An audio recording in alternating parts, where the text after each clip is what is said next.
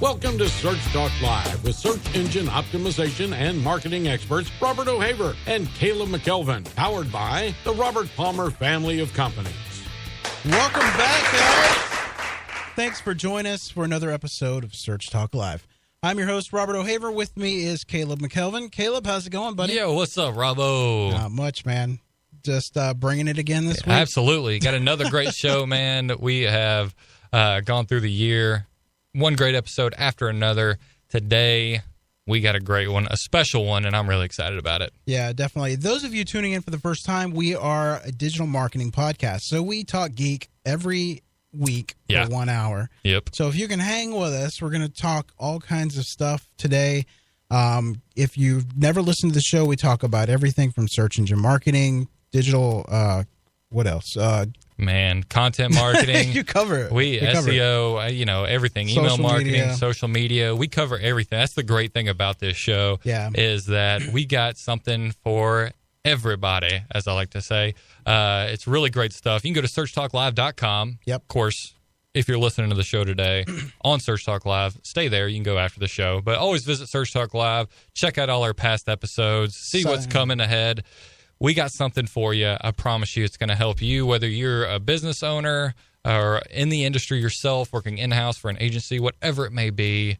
You can expand your knowledge by listening to this show, which is something we love because we always have experts on the show. And today, we have one of the top experts in her industry. Yes. Before we get to that, though, sign up to our newsletter on the website. Make sure that you do that because we have all kinds of giveaways that we give away from our guests from the show. Yeah. Everything. And follow us on Twitter at Search Talk Live. Yes. We give updates there. Yep. And ask questions too. Yeah. We've had some awesome questions come through Twitter using hashtag Search Talk Live. So, if you're on Twitter, which I'm sure you got it on your phone, on your computer, pulled up, whatever it may be, ask questions through there. Use hashtag Search Talk Live. Get them in. We'll get them on the show. Or you can do it the old-fashioned way, emailing us, which we have it come through there, too. I'm monitoring both throughout the show, Caleb at Search Talk Live or Robert at Search Talk Live. And, get your questions answered. Yeah, let's get to it. I'll let you introduce our guest. Yeah, so we have, I want to get this right. She's been ranked as the number one PPC expert or most influential PPC expert in the world, which is a awesome title to have and something awesome to be recognized. She is the PPC training at Microsoft with Bing advertising. I mean, you name it. I'll kind of let her expand on it a little bit. But we have Purna Virji with us today. Purna, how are you doing? Good. How are you guys? Doing great. We appreciate you joining us today, taking time out of your busy schedule. I know you're kind of recovering from PubCon still a little bit, so we really appreciate you joining us. But I'll kind of let you kind of introduce yourself and a little bit of your background and what you're doing now for our listeners, if you don't mind. Oh, of course. And firstly, I'm super honored and excited to be here. Huge fan of your show. Thank you. You've interviewed so many amazing people. So anyway, good company. So yeah, I'm Purna. I'm the senior training manager at Microsoft, focusing on Bing ads. So I'm really lucky in my job because I am a gigantic nerd that my job allows me to go and just nerd out all over the world and talk about PPC, SEO, voice search, future of search with cool people like yourself. What more could you ask for? Right. Exactly. I'm like, pinch me. Like, I get to nerd out all day and all night. This is the best thing ever. Right. Very cool. Well, I mean, I kind of want to know, being named the number one most influential PPC expert is very cool. Kind of, how'd you get started in the industry, if you don't mind me asking? How'd you get introduced to it, and kind of how'd you get to this point? Oh my gosh. Yeah, no, it's a great question. So and it is a huge honor to be named that.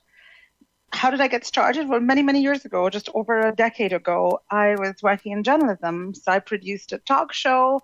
I was really cool producer lady, much like your producers. And then I left TV to go into traditional PR because my son was born with a lot of health issues. So I couldn't do the TV hours, which is crazy. Mm-hmm.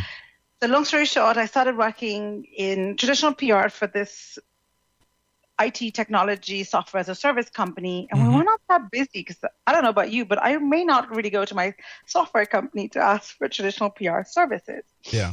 But my best friend in London, though, was working for one of the top SEO agencies and PPC agencies. So they would have like the biggest clients and including like media companies. And she's like, you should do this thing called SEO. I'm like, oh, what is it? Tell me more. And she talked to me about it. Then I went to my boss, and long story short, he let me try it out.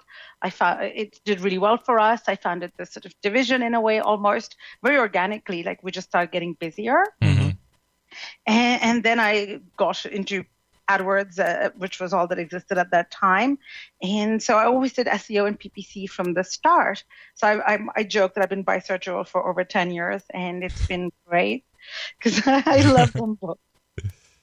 And then, so then I was agency side for several years. Then I went in-house for the longest time, which was fabulous. And then I ran my own consulting before Microsoft reached out to me. And here I am. Nice. Very cool. Yeah. So you describe your position a little bit. Like you train the new people coming in, or how does that work? No, so I don't train anybody inside Microsoft. No, it's a really good question because it's such a nebulous title, right? Yeah. And I find the bigger the company, the more nebulous the titles. So my job is I get to share my love and passion for all the things search can do with everybody externally.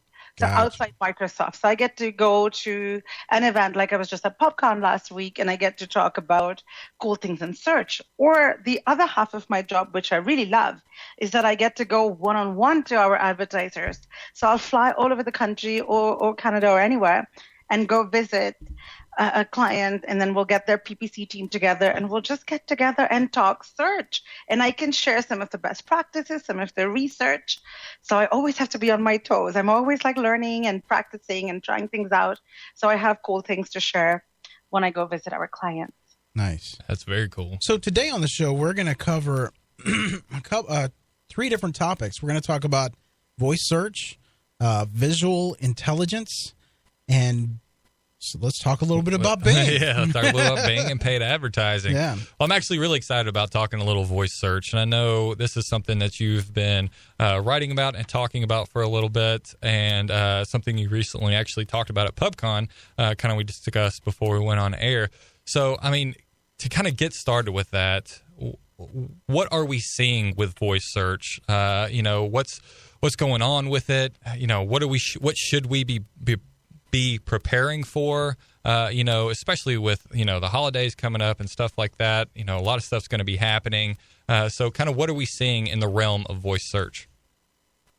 The first thing is that we shouldn't worry. This is a really good time to dip our toes in the water, but we should be cognizant that it's a small percentage of traffic is coming from voice. It's not huge. Mm-hmm. It's not monetized just yet.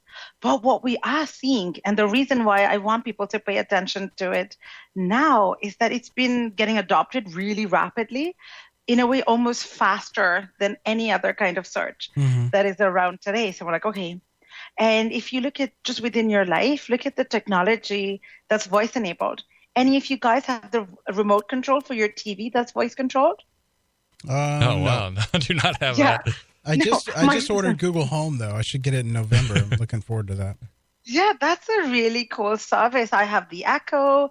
Do you sometimes find yourself using in your car? Like, do you find yourself using voice search in the car or using voice commands in your car? Yeah, absolutely. So we find people use it there a lot. And we also see Aloft, like these hotels, have signed a deal with Siri. So you have voice control hotel rooms. Mm-hmm. It's becoming very ubiquitous. So if we're going to be so comfortable using voice commands, then it will just be easier natural progression to continue to be using it for more of our search and our voice actions as well. It's not just search. It'd be, hey, order me another pizza from Domino's or things like that. Mm-hmm. So that would be why it's growing so quickly, and the things that we can do with it are so sophisticated that we should pay attention to now. In terms of how it's different, voice search behavior is different because it uses natural language. So we found that they tend to be still a bit longer, question-based, like things that you and I would expect. Mm-hmm. But things that surprised me were how text language tends to be very passive, whereas voice language tends to be very active. It's not TV set disposal, it's where do I dispose of my TV set? So change there. and it was either command-based questions or research-based questions. Gotcha. Well, let me ask you this. Excuse me. A couple episodes ago, we talked about, and I wonder if Bing has this technology yet, but we were talking about how one day, what was that question? Somebody was seeing ads for LL Bean, but they weren't on LL Bean's site at all. No, they had talked about it, and then they had seen ads for it later. Yeah. No searches, no nothing. Had just talked about it. And yes. You have that technology? No, I'm not saying yes, we have that technology. I'm sorry. No, I get super excited about this, so I'm sorry. I'm trying to control my excitement. About voice.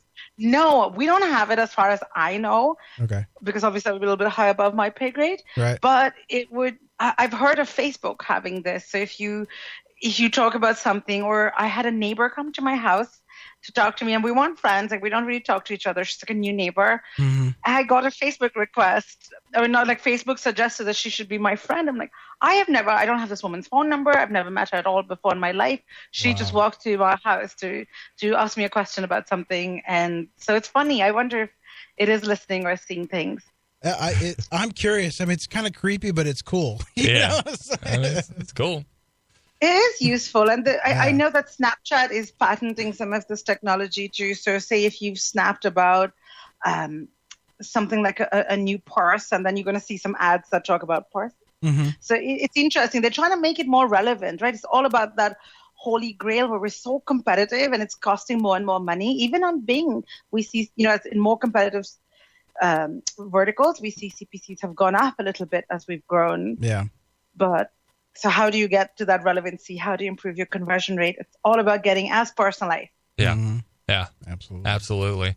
Well, Purna, I kind of want to talk on something that you kind of said earlier, and that's how voice search, how the language is different for the user, which is something that, it's important in our industry is you understand the language and what the user is searching for. So in that aspect, should that be something you're considering when you're looking at how you deliver content, what voice you're talking and reaching out to the user within your content? Should you be putting those together, and is that something you should focus on when you're kind of putting your strategy in motion? It's a yes, for sure. So I'll talk about it from both sides, one the paid and then the SEO. Because the SEO is actually much easier, believe it or not. Yeah. Let's talk about the paid side.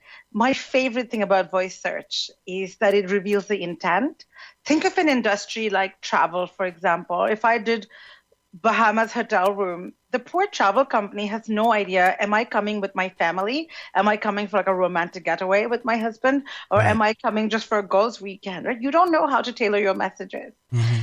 But if I looked for a search like, what's the best Bahamas hotel for families? What's the best a family vacation package in the Caribbean? Now that will give me so much better intent to tailor my creative and my messaging so that I can really appeal to the original intent. Mm-hmm. So that's where voice is fabulous, because you get way more insights than we could with regular old text search. Mm-hmm. And in that case, I would say let's pick our questions that have the highest purchase value to us. It will be the most valuable keywords, and let's tailor creative around that. And let's add those in. And conversely, anything that's a really irrelevant keyword, because I may be looking for Bahamas, but I may be looking just for what's the weather today in the Bahamas. Mm-hmm. And that may not be the purchase query I want. So I'll negate it out. So things like that on the SEO, on the PPC side. For SEO, it's great for promoting some of your content, because of the questions, it tends to be higher in the funnel type queries that we see most often.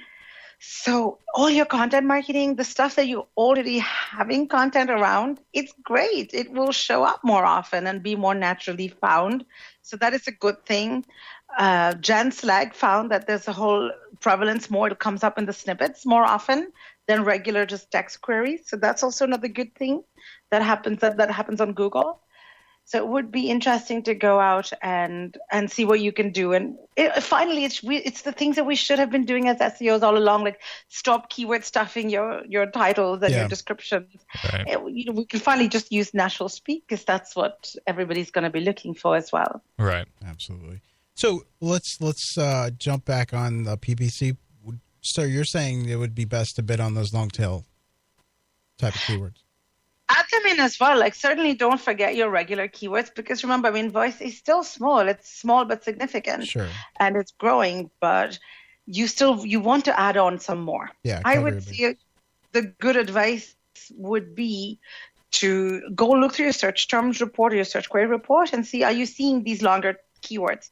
And if you are seeing more for prevalence, then people are using voice more often for you, then you can go ahead and make sure you're really like having those campaigns. And in less than an hour, you could just be testing out some of those longer tail keywords with really relevant ads and relevant landing pages. And then whenever people go to it, it would be fabulous and helpful for you. Yeah, absolutely. I think it's a good tactic. I mean, to cover both, but I mean, you're going to get, you'll probably see lower CPCs on, those longer tail that, maybe your competitors are not really going after.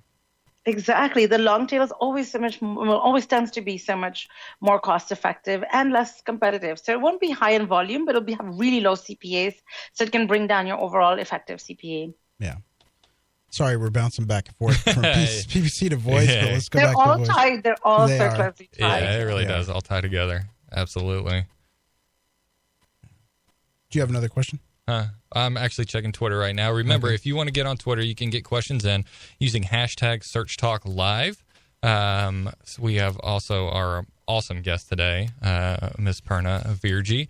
So this is a great opportunity if you got any questions as far as Bing ads go, SEO in general, digital marketing in general. This is a great resource to use. Absolutely. And we're definitely going to use it for ourselves. So, I mean, like you said a while ago, it's all about the searcher intent and knowing, if you just look for light bulbs, it's very broad. But if you're, somebody, like you said in the example before, family vacations or that type of thing, you're getting into the more focused type of search. Right? That's right. Yeah. And then, let's see. All of it is just trying to get to reaching the right person at the right place at the right time. Yeah. Yeah. Which is, again, what we've all always been trying to do. And artificial intelligence and this machine learning and all of these learnings can come about and just enable it to make it much better. There's a reason why remarketing always works so well. It's because we know a little bit more about the person. So we're a little bit more tailored in our messaging. Yeah. So it converts so much higher than regular advertising. So this would just be from the beginning that search is getting like there's three characteristics a little bit. One, it's more predictive and more personalized. So it knows. So I'll give you this example. If I'm walking around Philadelphia and I say, I'm really hungry, Siri, where should I go? Siri will know that I'm vegetarian. So it's not going to send me to the steakhouse, even though it may be the best rated restaurant around me. So she's going to filter it out and just give me things that I'm most likely to click on. So those are the things that these digital personal assistants are going to help filter out as well for us. So it will be worth paying attention to, that you're not going to show up as often, and that's okay. Yeah. But how you're going to show up when it's more relevant. Now, is there a difference as far as what we're seeing from a national level to a local SEO level? Are people using voice search on a more local basis or national basis? And is there something different that you should be using, in that aspect as far as, okay, I'm a local business, the experience is going to be different. Is there kind of anything going on with that? Oh, yeah. So we find that local searches on mobile is like 3 times more likely for voice search on mobile devices to have local intent. Mm-hmm. So that in itself is already something that's quite huge. And then I was talking to one of my Googler friends, and believe it or not, Bing and Google can get on really well. And they were saying that 1/3 of Google searches on mobile have local intent, and it's been growing like 50% faster than even just regular mobile queries. Wow. So just got a lot of numbers, but just shows that there's so much local intent on the phone. It's just a huge drive. I want to take action. I want to take action like now, right. Near me. So for businesses, we have to start paying attention to a couple of different things. The first one is your citations. And we've seen the reason it's so important to pay attention to is that when we're using our phone, when we're on the go, we're usually in a hurry. We're not that patient. Yeah. And we've seen this huge rise in in queries which just go to the SERP and then they don't go beyond. I may be looking around for my local bank. All I want to do is check the hours. I don't need to call them or do anything or go to their website. Yeah. So if I'm going to look around for my bank, I'll just be like, oh, Purna's open till 3 p.m. today. Fabulous. That's all I need to do. Or I want to check a phone number or an address. Mm-hmm. So we see these. So if you're a local business and you know that even though people may not be clicking to your website, you're not losing money. It's people still wanting to come and engage with your business. Yeah. So make sure your citations are absolutely up to mark. Your phone number is correct. The address is correct. Your hours are correct. And you're also looking at your reviews. So you're a restaurant or something that is very reliant on reviews and you don't have such good reviews, you want to make sure that they're good. And note, an important thing for voice search via the personal assistants is that they tend to use specific places. For example, Siri will use Yelp for restaurant reviews. So you want to make sure that you're looking at Yelp and making sure reviews are good there because that's what people are going to see first. Absolutely. Yeah. That's good advice. And it's amazing how much people trust those reviews as well. Yeah. I find myself doing it when I'm looking for, because, you know, I've only been in Orlando for a little over a year and a half now. I'm still looking for places to eat. I trust those reviews, so they are absolutely vital, especially, like you're right, for a local business and a restaurant. Those play a huge factor. Yeah, and another thing, too, is that I think they're playing a more stronger part now that, I mean, the way, like, you're sitting in a restaurant, you're prompted by your phone, hey, do you want to leave a review? Mm-hmm. Those things are very powerful because then you're actually getting that feedback that people want to see, you know? So. They do. I think Amazon's trained us also well to like look at the reviews before we make any purchase. Exactly. It's so helpful. And there's not a lot of time, so it's quite easy when things jump out at you. That this has 4.5 stars. It must be good. So I'll choose this over something that has 3 stars.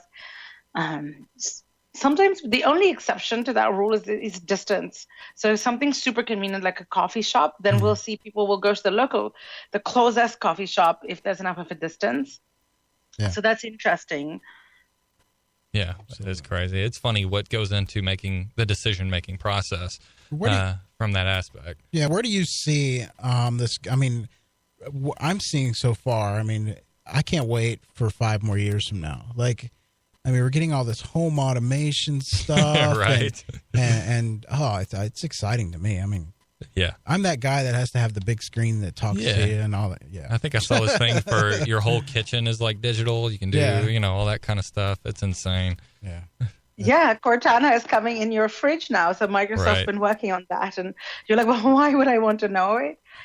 How many times have you gone to the grocery store and be like, do I need milk? No, I'm sure I had milk. And then you come home and you're like, darn, I have no milk. Right. Yep. And it's just so you can check with it. It can remind you. But ultimately, it's building this relationship of trust between you and the personal assistant so that you just use it more and more. Mm-hmm. I think it's like universe wars. And do you guys have an iPhone by any chance? Yes. Okay, so if you have an iPhone, you probably use iTunes. You have Apple Pay. You may use like an Apple TV. You live in the Apple universe. Right. And that's far more profitable for Apple to have you live in their universe than you just buying an iPhone one-off.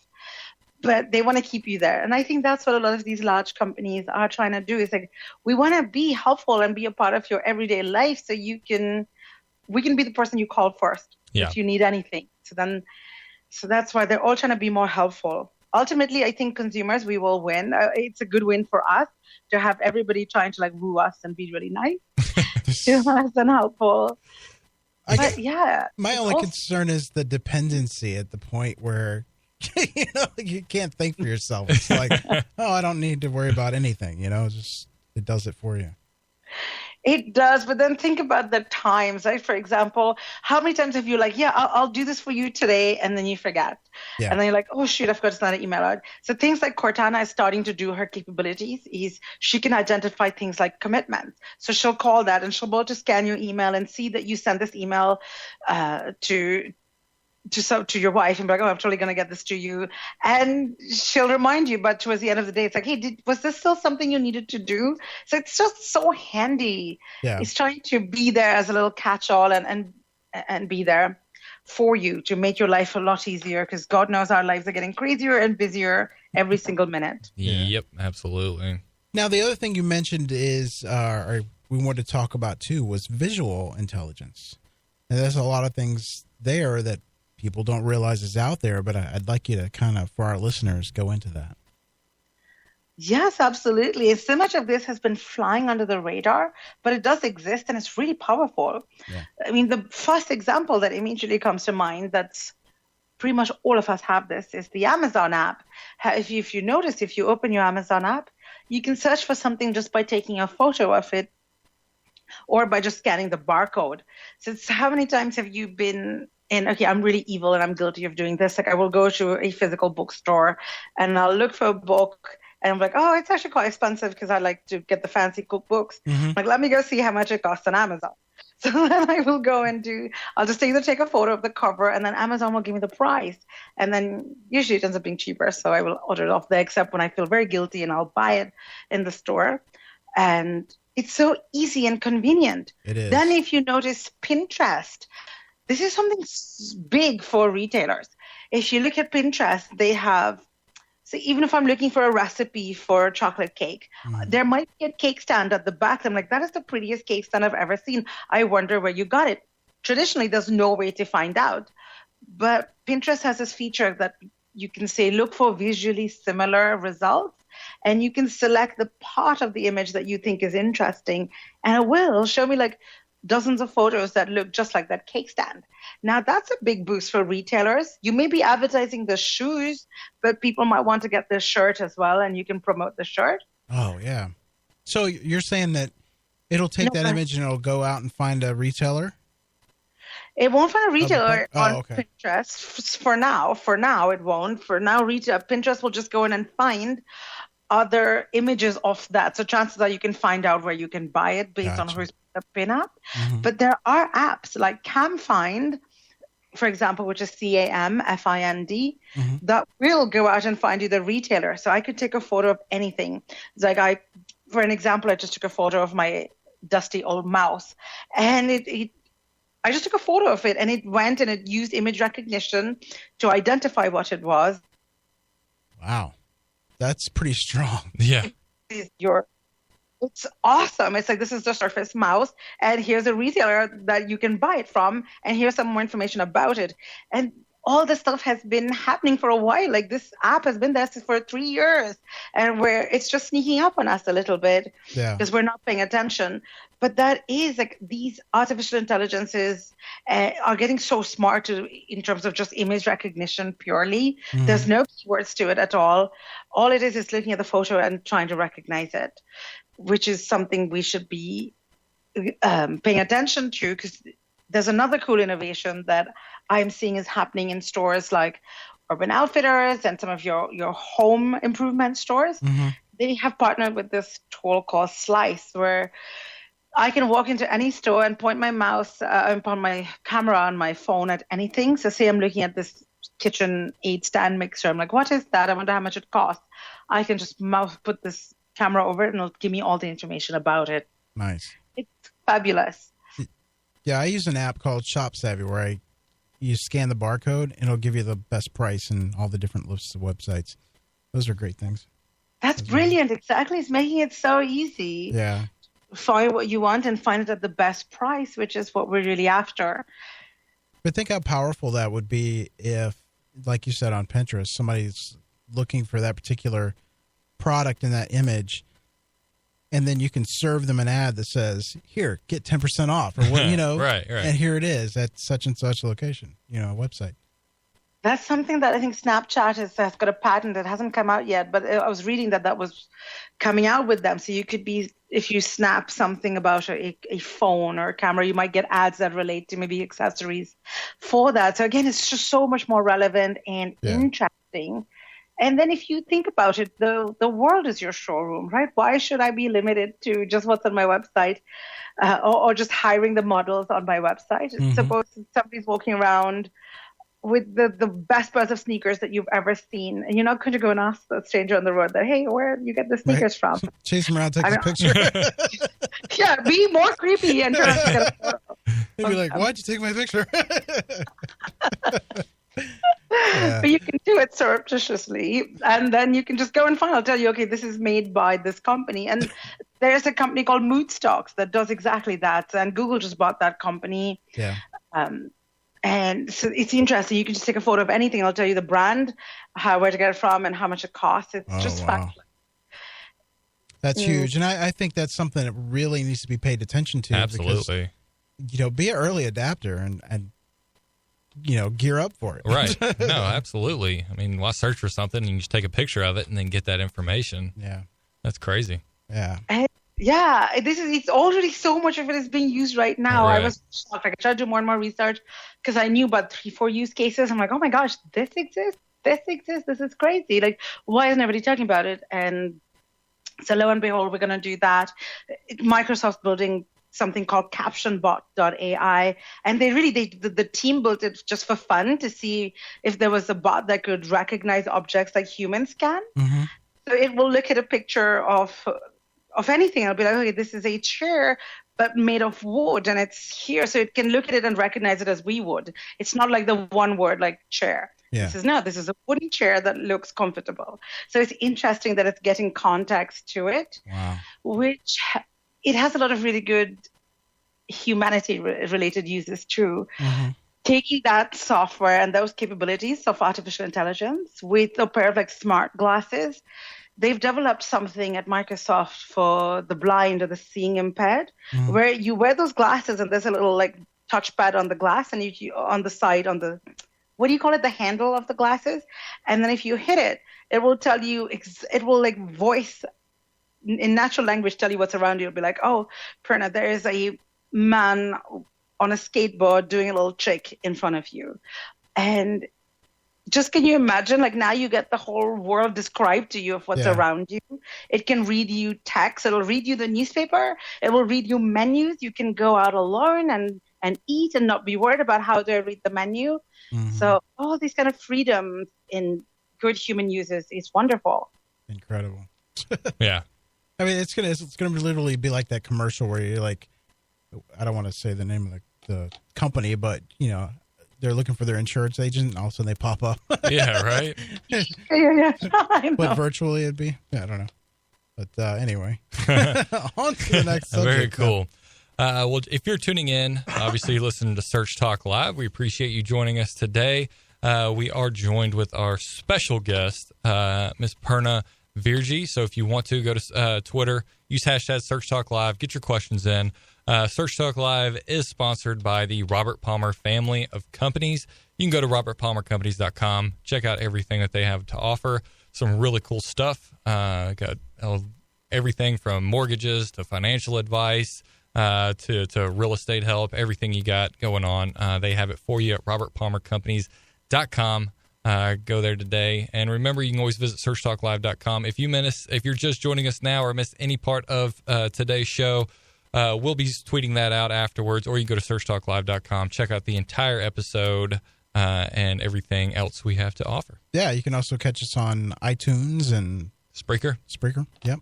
Very cool. Very popular on Spreaker. Yeah, man. It's a cool platform. Yeah. So last thing you mentioned Amazon a while ago. One thing I wanted to mention is, I mean, because Amazon has just curbed the niche. I mean, like, you have, like you said, the visual intelligence, the voice search, the delivery in 3 days, or even the same day. You can see it same day delivery. It's crazy. They're doing it right. That's for sure. They really are. I mean, if you think about the fine line between genius and insanity about the dash button, right? Who would have thought that I'm going to make one plastic button that people will buy like dozens of just to keep in their home every time they want to order something new? Mm-hmm.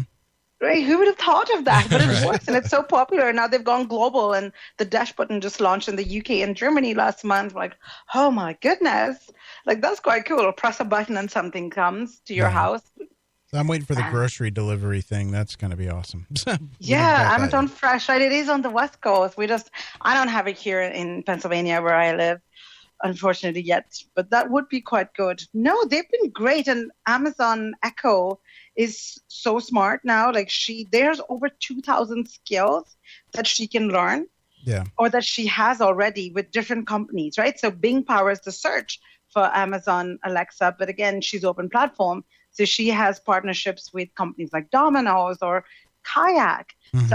So I can go to there and be like, oh, Alexa, I'm hungry, send me pizza. And she'll know based on my preferences what I tend to order. And she'll order me pizza from my local Domino's and it'll come to my house. Wow. She has my payment info already. You can tell her things like, hey, just order me the cheapest laundry detergent that has 5-star reviews. If you're not fussed about what kind of brand you want, just like, look, as long as it's cheap and it's good with 5 stars, I'm fine with it. She's smart enough to send that to you. And she's going to start learning your patterns. So say you order some like dishwashing liquid every 3 months. Mm-hmm. So as you're getting closer to 3 months, she's like, Purna, do you want me to put it on the list for you? And it's so awesome, the things that can do. Wow. Well, for me, no, sorry, go ahead. No, what were you going to say? No, I was going to say the most exciting thing I found is what you can do in booking travel. Yeah. So she's got this partnership with Skyscanner in Europe and then Kayak as well here, where you can be like, Alexa, to us, look on Kayak for the cheapest flight to New York. And she's like, oh, when do you want to go? It's like, oh, I want to go on Saturday. She's like, what time? And I'm like, oh, is there a cheaper flight? Is there another flight? Like, you can have this conversation with her. It's so amazing. You can't buy it just yet, but I'm sure that's only a matter of time. Man. Yeah, and you'll start getting advice. And right. It'd be like your confessional or something. just start talking to Alexa. That's amazing. Talk about booking travel. I would love that. Be so simple. Instead of searching from website to website, trying to compare and compete, just having it deliver that for you. You want to talk about user experience. Yeah, but I wonder if it's always the best deal.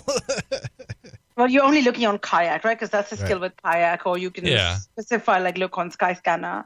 Yeah. But it's easier, and people don't want to talk to the company, right? So all the time. Like, it's hard. You call, you get put on a hold, and you talk to a machine for like an hour, and you just end up doing it yourself. But again, all these digital personal assistants, they're all there to save you time and be more productive. Sure. And so that's, again, it all just goes down to that. Whether it is vocal chat or whether it's a chat bot where you just like text messaging, like KLM, for example, you can text message it and be like, can you change my seat to this seat? And it will.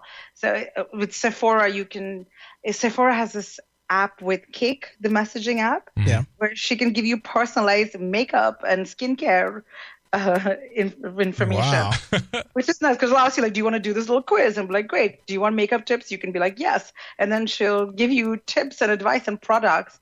I mean, it's fabulous to promote your product. And what's the stat that you will like to answer your 97% of people will check their text messages, I think, within 3 hours. I'm not sure on that stat, but it's something like we obsessively check our phone when we get a text message, right? Yeah. Far more than if we got a social media message. So that's where text is good because it's really personalized. See, and it's like a little genie in a bottle. Yeah. You just sit there until you want it and be like, genie, come out, help me, now go back. Now you can, when your wife says, do you look good in the dress? You'd be like, ask Alexa. Oh, no. I'm not going there. No. You can be like, honey, you can use HoloLens to get a hologram of yourself in that dress and you can judge. Right. Oh, no. I know the answer is always. I know that. Exactly. You're trained. I know the answer. So now let's move on. Did you have anything else you want to talk about with the visual? No, I think it's just that stay tuned. It's just some advice on how do you get started. People are like, well, what do I do about it? Yeah. It's just go and look at existing technology. Like I've written an article on Moz today. If people want to take it out, I do have like towards the end of the article, and I know it's a long article. I get nerdy. There are some tips and actionable steps that you can do. Is A, make sure you have a lot of images on your site and good light, high quality, so they're recognizable. And B, like, can you take advantage of something like Slice or Pinterest or any of these things that exist to help you get found more often in image searches. Very cool. Yeah. So what was I going to say? I forgot. Yeah. Well, I mean, just to let anybody know, it's on Moz. We're going to tweet it out as well. I've checked out the article. It's very cool. A lot of great information, and it is definitely something that we should, keep in mind and learn up on because who knows how quickly it could move forward. Yeah. So. Absolutely. Always stay on top and learn as much as you can. So, all right, let's. We got about 21 minutes left in the show. Yep. Let's go. Let's cover some Bing ads. Yeah. You know anything about that? Just kidding. Maybe a little bit. Very cool search engine. No, I love your passion for the industry. It bleeds through the mic. Yeah. Oh, thanks. So, reason I wanted to cover a little bit on Bing advertising is because a lot of people they think, oh, okay, Google has majority share in the search, but you're really missing out. I mean, because Bing has anywhere from 32 to 34% share in the search, which is huge. And yeah, go ahead. What were you gonna say? No, I said it is 100%. Yeah, and you in most cases can pay a lot less than you would for AdWords, which is always a plus. Yeah. So let's dive into it. What would you like to talk about first? Well, I think thank you, A, for recognizing how much Bing has grown, and that's been a big. I find people are most surprised when I just tell them how big Bing is. Mm-hmm. It's the most common scenario is you tried Bing about 2 years ago. Maybe it didn't work for you as well then, and you just never went back. Yeah. And so people don't realize that, hey, this Bing still exists and it's growing a lot more. So in the US, 1 in 3 PC searches is done on Bing, which is really huge. Yeah. Some verticals are skew even more heavily towards Bing. For example, travel tends to be around 40%. Retail is a little bit higher as well. So it's interesting. Mm-hmm. But the other myth, if I can bust about Bing, is that everybody thinks that our audience is like your grandma, and it's really not. Well, that's Yahoo. Oh, sorry. I don't know enough about Yahoo's audiences at the moment, but no, a Bing audience is very much like the majority of our audience is between 24 and 55 years old. So it's much younger than one would expect. Also, our audience tends to be slightly more educated. Like there's a larger majority have had some college, and they tend to have at least 40% have about 6-figure incomes. So we tend to be. They have better education, they have good jobs, they have steady income, they have disposable income. So the Bing audience tends to convert at a higher rate, which is exactly to your point, Robert, is that Bing does tend to have better CPAs than some of the other search engines or search providers. Mm-hmm. And the reason why is really our audience. It's pretty tailored and it's a smart audience. So a lot of people can do quite well on it. Yeah. Yeah, and I think it should be done in tandem with whatever other search engine you're advertising on. It's icing on the cake. I like to say. Yeah. It is. And I mean, look, Google's great. You should be advertising on Google. It's fantastic. Yeah. They have the lion's share of the market. So we would never say like, don't advertise on Google, but we're just saying like, don't forget about us. Yeah. Then it was easy if it was like 5% of the market. You can make a justified decision to be like, maybe I don't have time for this right now, but not when you're 1/3 of the market. At that point, it's a bad business decision to not even just test it out for yourself and see if it will work for you or not. Yeah. So that's there. Also, people don't realize, something Bing's been really good about, and actually Satya Nadella, our CEO, has been great about it, is that those days of fighting the browser wars and expecting people to go on their computer, open up the browser, type in bing.com, go to the search box and type in, those days are pretty numbered. Mm-hmm. Search comes to you. Right now we search in our app, whether we're on our phone, with our personal assistant. Any of these are different ways that we search now. So Bing's really infused in a lot of different places. Mm-hmm. Example, Xbox. You can search. If you're in Outlook, you can do a search as powered by Bing. But do you know all of Amazon devices like Fire and Echo, search is powered by Bing, as it is on Siri and Spotlight on Apple devices. Mm-hmm. People don't realize that if you do a search on Siri or just that Spotlight search, she's searching Bing. And now that that's coming on Mac computers as well, that's a huge additional opportunity that people will come to Bing more and more, and they don't even realize. Wow, so it's coming to Mac too? Yes. Wow. That's a larger market. Yeah, right. Exactly. So that's all these types of partnerships with Windows 10, like all of this has helped Bing grow really steadily and sustainably. Absolutely. The other thing too I'd like to add is, don't look at it and go, oh, I got to recreate these campaigns. No, you don't. you export it from Google, you go to Bing, and it's so easy to import your campaigns, your ad groups, your retargeting, whatever you want to do. It's so easy. I mean, it takes minutes. Exactly. Oh my God, I want to hug you right now. That is so true. It is so easy. We try to make it, right? People will be like, oh, Bing just copies Google. And that's not true. Like, we have to get parity so that we make it easy for you to use us. But in a lot of cases, we are innovating and we have some differences that make it easier. For example, we always let people do demographic-based bid mods within the search network. Yeah. So I could do bid mods for age group and gender, for example, within Bing search, which you could only do on Google Display Network before. So that was something we have, and I've heard Google is piloting that now. Yep. We always had separate tablet bid mods, which again, Google is launching now. So there's lots of different ways that we've been innovating, and we do have differences. Absolutely. And that's another way to test too. Like if you're running a successful campaign in AdWords, throw it over to Microsoft or to Bing, you're going to see differences. I mean, you're going to, and then you can adjust that way. But I mean, you might be surprised on the cost per click, all that good stuff. Exactly. And if you're nervous about it, just take your bottom 10 or 15 or whatever percentage of your worst performing on or whether Facebook or Google or any other platform and just bring that off. It's not giving you enough run for your money anyway. Take that and just try it out if you are very nervous. But otherwise, I mean, feel confident. Yeah. In most cases, it's going to work pretty well for you.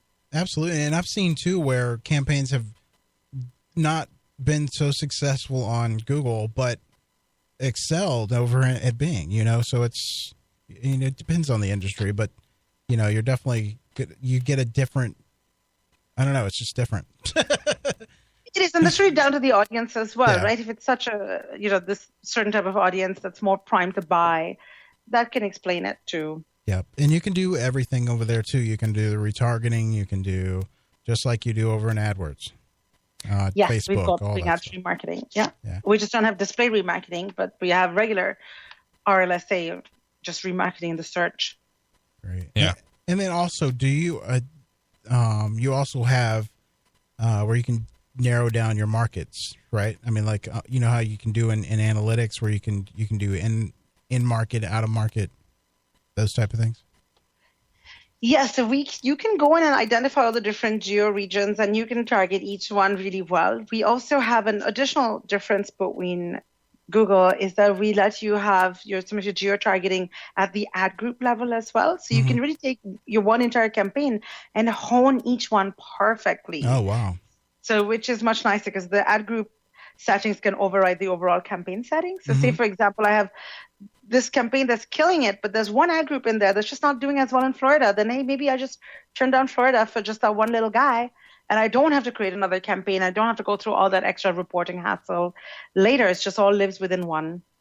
Wow, that's awesome. That's a lot of work. We just speak to the control freak in everyone, right? We're all OCD control freaks in PPC. Well, I am certainly, so not generalizing everyone. But I like that feature. I'm like, yes, I can do more things. Yeah. Can you have them work on voice, so you can say, okay, create this ad group, throw these.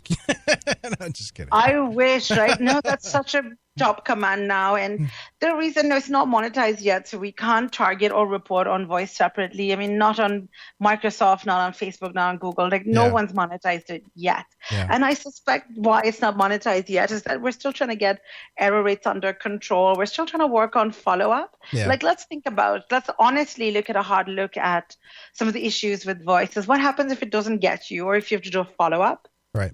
You're still using your thumbs a lot of the time. And we're like, that's not a good follow-up. So it just needs to get a little smarter and a little bit more sophisticated before we can let it loose and run ads on it.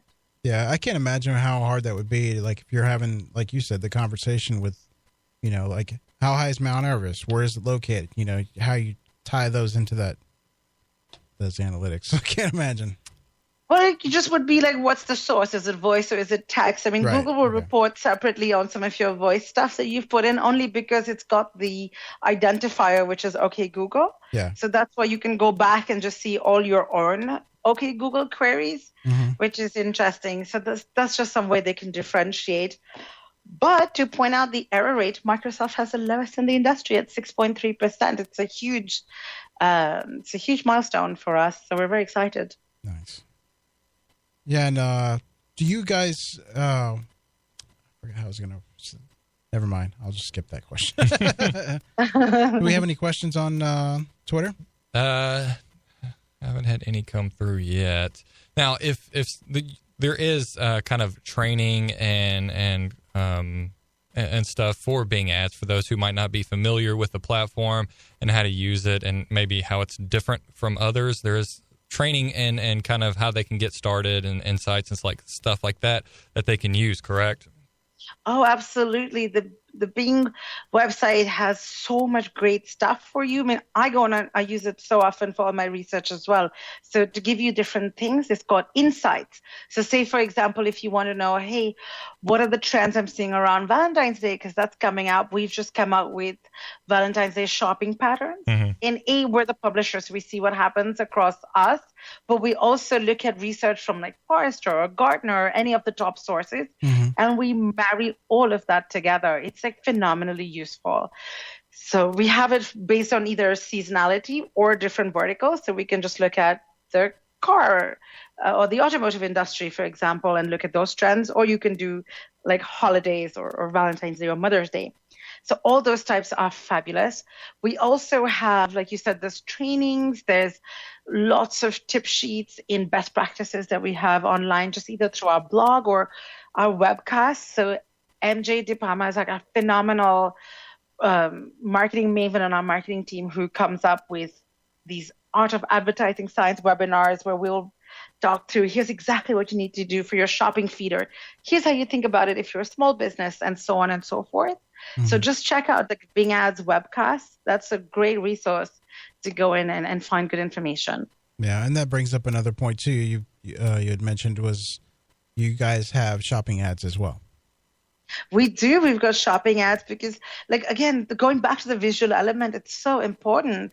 I was reading this thing on Search Engine Journal the other day. There was this article by somebody from Pixel Road Designs. They had this interview, and they did this really thorough research and study, and they found that people are, like, 90% of consumers said that the image is the biggest the biggest factor in their purchase decision. Oh, yeah. And people are like 80% more likely to engage with content that has relevant imagery around it. So if you think about that, like shopping ads are perfect. Oh, and they're so powerful. Yeah, I mean, they perform amazing. And that's a huge, again, just going back to how interconnected everything is. The visual and vocal connection is so strong. Because if you think, I would be much more selective in my query in voice because it's easier to talk, right? I can talk at about 110 to 150 words per minute, whereas I can type maybe like 40. And so I would, if I was going to buy a pair of shoes, I'd just be like, show me the shoes. Then I'd go to the website. Then I'd select down and I'd go through like the 3 or 4 step process. Whereas on my personal assistant, or if I'm just doing like a voice search on Cortana or Google, I would just say like, no, I want to see these strappy sandals with high heels in a size 8. And then it would bring me up only those very specific results. So just save me how much time. I converted 3 steps into just 1 quick and easy step. Yeah, you sound like you use, I'm jumping back to voice here again, but you use, in the case where, not Siri, but what is it, Alexa? If you did a search query like that for Alexa, then you don't have that visual. You probably wouldn't be doing searches like that on there, right? No, you wouldn't. So that's where there's going to be these like different disciplines.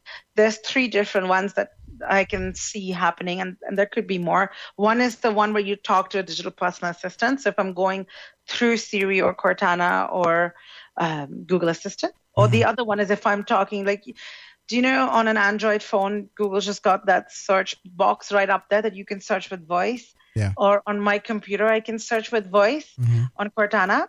And so it's either you do the search engine directly with just a voice, but it'll bring up the SERPs and you see the visual, your actual SERPs. Right. So you'll see the ads and everything.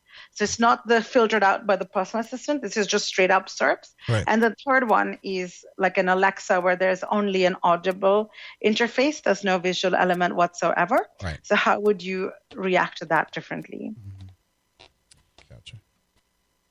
All right. Well, we have what? Let's see. We got about 5 minutes left. 5 minutes left in the show. Show. Real quick, can you give me a rundown of what things you can do on Bing ads versus AdWords? Certainly. Well, I can talk about some of the differences, which would be good to save people money. So say one of the things that is a big low-hanging fruit for people is how you can target our search partner network. But I find a lot of people will go on AdWords, myself included. I've done this in the past, and you'll select onto the Google plus search partners, but there's no visibility. Like GDN, they do a great job with the placement reports into giving you a detailed about placement performance. You don't get that in Google for the search network. So you just end up maybe spending a lot of money. You don't see what's happening. You feel like you burned through your budget and didn't get a lot for it. So you turn it off. So I see people coming on Bing ads and then just automatically staying away from the search partner network. Mm-hmm. Whereas we work differently. You can have search partner only campaigns as well. So I can just give it a dedicated budget and I can get the performance data. I can break it down in my reports just for search partner performance, and I can just delete anybody that's not performing. So it's great in terms of CPAs because it's going to be a really low cost. Yeah. You're not going to get as much volume as you can get from your regular Bing network. But for the most part, it just brings your overall eCPA down so much. It's really profitable. I mean, if I was going to get an extra, 10 conversions at $3 where I was getting, maybe 50 at 30. I mean, this is a great one to do. So that would be something, number one tip people should do. Second one, get onto expanded text ads. There's no rush on it now. We don't have any deadline. And we do make it very easy. You don't have to convert everything to the upgraded URL. We allow mixed mode. So your standard ads can have your destination URLs. Only your ETAs need to have a final URL. So you can run both side by side. Do not, whatever you do, turn off your standard text ads. Let them both run at the same time until you see enough volume to confidently turn off one, but we'll let you know when. And the other one that is something, again, that's new and people are going to adopt because it's on Google and Bing is our expanded device targeting. Sorry, Purna, we're running out of time. We don't have any more time. And I had a question real quick that I wanted to cover that just came up from Michael Stricker. He says, Google improved on AdWords interface, data visualization, voice command, and apps. Bing dev timeline? Nothing published at the moment yet, but again, it's a hot topic for all of us. Okay. I am sorry. I didn't mean to cut you off. That's okay. I know time is of the essence. But we'd like to have you back sometime. I would love to be back anytime you like. Well, I want to thank you for being on the show. Yes. We will definitely get in touch with you and schedule something. But we enjoyed. We have so much to cover. Yeah, no, thank you very much. So much fun. Yeah. Thank you. Thank you so much. All right, guys. Thank you for listening to the show this week. We are back again next week. Who's our guest? Caleb. Oh, man. Next week, we have Deacon Hayes. Oh, yeah. Deacon Hayes. SEO experts. Yeah, we're going to be talking some SEO stuff. But, tune in next Tuesday, 3:30 Eastern Standard Time. We're going to talk some more geek. Yes. I want to thank you again, Purna, for being on the show. It was excellent. Lots of great tips and information. But when you come back, we want to talk more about Bing ads and the stuff that you have that Google doesn't have. Yep. And cover that stuff. And absolutely. If you missed any part of today's show, remember you can go to searchtalklive.com and check it out. After we go off air, we'll also be shooting that out on Twitter, at Search Talk Live, on Facebook. Go like us on both. We'd appreciate it. And always sign up for our newsletter, see what's coming out. Yeah, if you want to reach Purna on Bing, on Twitter, you can reach her at PurnaVirji. If you have questions didn't get answered. Also, you can reach us at Search Talk Live on Twitter. Yep. You can hashtag your questions to us anytime during the day, anytime we're on. All the time, if you go to iHeartRadio, we're on 24/7. If you really like the show, Yeah. listen there. Hey. We'll see you next week, guys. Thanks for your support and listening. Have a good one. Bye-bye. Search Talk Live is a presentation of the Robert Palmer family of companies.